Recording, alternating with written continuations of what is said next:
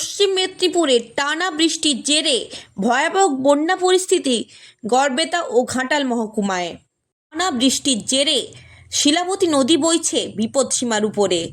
এর জেরেই গড়বেতা ১ নম্বর ব্লকের ১১টি গ্রাম পঞ্চায়েত এবং গড়বেতা ২ নম্বর ব্লকের ৩টি গ্রাম পঞ্চায়েত ইতিমধ্যেই প্লাবিত।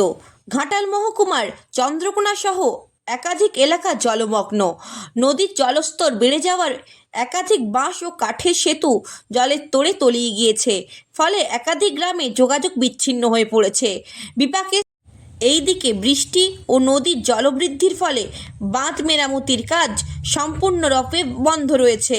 মেরামতকারী মেশিনগুলি জলের নিচে চলে যাওয়ার ফলে কাজ বন্ধ রাখতে বাধ্য হয়েছে সেচ দপ্তর। এতে আশঙ্কা বাড়ছে বাঁধ ভেঙে পড়ার সম্ভাবনা প্রকট। আতঙ্কে নদীর পার্শ্ববর্তী গ্রামের বাসিন্দারা। অনেক